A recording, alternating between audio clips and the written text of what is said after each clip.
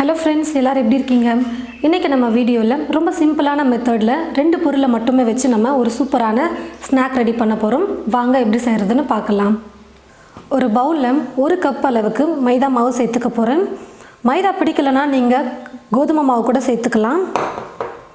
மைதா மாவை எடுத்த அதே கப்பில் 1/4 கப் அளவுக்கு சர்க்கரையை எடுத்து நான் பொடி பண்ணி சேர்த்துக்க போகிறேன். சர்க்கரையை நல்லா பவுடராக அரைச்சி எடுத்ததுக்கப்புறமா மைதா மாவு கூட சேர்த்துக்கிறேன். 2 ஸ்பூன் நெய் சேர்த்துக்கிறேன். நெய்க்கு பதிலாக வெண்ணெய் கூட சேர்த்துக்கலாம்.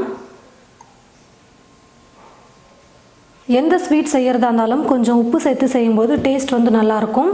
1 சிட்டிகை அளவுக்கு உப்பு சேர்த்துக்கிறேன். 1 சிட்டிகை அளவுக்கு ஏலக்காய் தூள். எல்லாத்தையும் சேர்த்து நல்லா மிக்ஸ் பண்ணி விட்டுக்கிறேன்.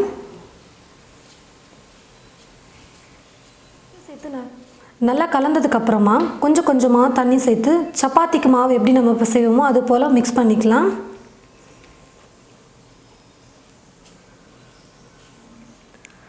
பாருங்கள் ஃப்ரெண்ட்ஸ், மாவு நான் மிக்ஸ் பண்ணிக்கிட்டேன். இப்போ ரெடி பண்ணி வச்சுருக்கிற மாவுலேருந்து கொஞ்சம் கொஞ்சமாக சின்ன சின்ன உருண்டைகளாக எடுத்து நாம் தேய்ச்சிக்கலாம். கொஞ்சமாக மாவு போட்டு தேய்ச்சிக்கோங்க, அப்போ ஒட்டாமல் வரும். ரொம்ப மெல்லிசாக தேய்க்க வேணாம், கொஞ்சம் கனமாக இருக்கிற மாதிரி பார்த்து தேய்ச்சிக்கோங்க. பாருங்கள் ஃப்ரெண்ட்ஸ், இந்த மாதிரி கொஞ்சம் மொத்தமாக இருக்கிற மாதிரி தேய்ச்சிக்கோங்க. இப்போ கத்தியை வச்சு நான் சின்ன சின்னதாக கட் பண்ணிக்கிறேன். உங்களுக்கு என்ன மாதிரி ஷேப் வேணுமோ நீங்கள் கட் பண்ணிக்கலாம்.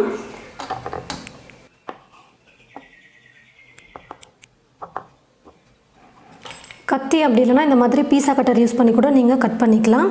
நான் இப்போது ஸ்கொயராக தான் கட் பண்ண போகிறேன். உங்களுக்கு டைமண்ட் ஷேப்பில் வேணும்னாலும் நீங்கள் கட் பண்ணிக்கலாம். கொஞ்சம் கிராஸாக அப்படி கட் பண்ணிங்கன்னா டைமண்ட் ஷேப்பில் வரும்.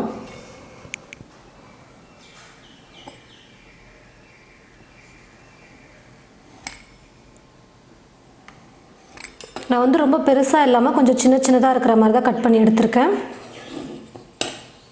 ஒரு பிளேட் எடுத்துக்கிட்டு அதில் கொஞ்சம் எண்ணெய் அப்படி இல்லைனா நெய் தடவிக்கோங்க.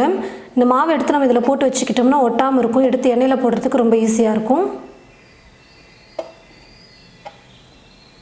இது போலவே எல்லா மாவையும் நான் தேய்ச்சி சின்ன சின்னதாக நான் கட் பண்ணி எடுத்துக்க போகிறேன். மாவு ரொம்ப அழுத்தம் கொடுத்து தேய்க்க வேணாம், சும்மா லேசாக தேய்ச்சாலே போதும். கடாயில் எண்ணெய் ஊற்றி வச்சுட்டேன். எண்ணெய் காஞ்சிருச்சு. இந்த ரெசிபிக்கு எண்ணெய் ரொம்ப காயக்கூடாது. ஒரு மீடியம் அளவுக்கு நம்ம எண்ணெய் காய வச்சுக்கிட்டால் போதும். எப்பயும் நம்ம எண்ணெயில் பொரிச்சு எடுக்கிற மாதிரி இல்லாமல் கொஞ்சம் பாதி அளவுக்கு நம்ம எண்ணெயை காய வச்சுக்கிட்டால் போதும். நம்ம ரெடி பண்ணியிருக்கிற மாவை எண்ணெயில் போடும்பொழுது பாருங்கள், மாவை எண்ணெயில் போட்டதுமே ரொம்ப கொதிக்கிற அளவுக்கு நம்ம காய வைக்க வேணாம்.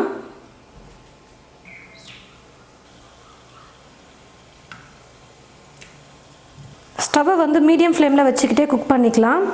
மாவை கொஞ்சம் நம்ம மொத்தமாக தேய்ச்சிருக்கிறதுனால ஸ்டவ்வை மீடியம் ஃப்ளேமில் வச்சுக்கிட்டே குக் பண்ணோம்னா உள்ளே நல்லா வெந்து வரும். கலரும் நல்லா சூப்பராக வரும். மேலே அப்பப்போ கரண்டி வச்சு கலந்து கொடுத்துக்கிட்டே இருங்க. அப்போ தான் எல்லா பக்கமும் நல்லா வெந்து கலர் ஒரே மாதிரி எல்லா பக்கமும் நல்லா வரும். நம்ம கட் பண்ணி வச்சுருக்கிற மாவு ஒன்றோட ஒன்று ஒட்டி இருக்குது அப்படின்னு சொல்லிட்டு நினைக்காதீங்க. எண்ணெயில் போட்டதுமே கொஞ்சம் பிரிஞ்சிரும்.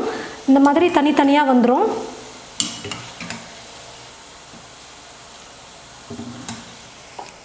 பாருங்கள் ஃப்ரெண்ட்ஸ், நல்லா மேலேயும் கலர் வந்திருக்கு, உள்ளேயும் நல்லா பிஸ்கெட் வெந்து வந்திருக்கும். இப்போ நான் எடுத்துக்கிறேன். இந்த மாதிரி ஒரு கரண்டி யூஸ் பண்ணிக்கோங்க, எடுத்து போடுறதுக்கு ஈஸியாக இருக்கும். எக்ஸ்ட்ரா இருக்கிற எண்ணெயும் சீக்கிரமாக ட்ரை ஆகிடும். இது போலவே மீதி இருக்கிற எல்லா மாவையும் நம்ம தேய்ச்சி சின்ன சின்னதாக கட் பண்ணி எண்ணெயில் போட்டு பொரிச்சு எடுத்துக்கலாம். 1 கப் மைதா மாவு, 1/4 கப் சர்க்கரை. நான் சர்க்கரை கொஞ்சம் அதிகமாக சேர்த்து செஞ்சுருக்கேன். நீங்கள் ஸ்வீட் கம்மியாக வேணும்னு நினச்சிங்கன்னா 1/4 கப்புக்கும் கொஞ்சம் குறைவாக சர்க்கரை எடுத்து பொடி பண்ணி சேர்த்துக்கோங்க. இந்த 2 பொருளை வச்சு தான் நம்ம ஒரு சூப்பரான சிம்பிளான ஒரு ஸ்நாக் ரெடி பண்ணியிருக்கோம். இந்த ஸ்நாக் நிறைய பேருக்கு தெரிஞ்சிருக்கலாம். தெரியாதவங்களுக்கு இந்த வீடியோ ரொம்ப யூஸ்ஃபுல்லாக இருக்கும். என்ன ஸ்நாக் செய்யலாம் அப்படின்னு சொல்லிட்டு ரொம்ப யோசிக்காமல் ரொம்ப சிம்பிளாக இந்த ஸ்நாக் ட்ரை பண்ணி பாருங்கள். ரொம்ப சூப்பராக இருக்கும். நல்லா மொறு மொறுன்னு நல்ல சூப்பரான ஒரு பிஸ்கெட் இது. மைதா மாவுக்கு பதிலாக நான் சொன்ன மாதிரி நீங்கள் கோதுமை மாவு கூட யூஸ் பண்ணிக்கலாம்.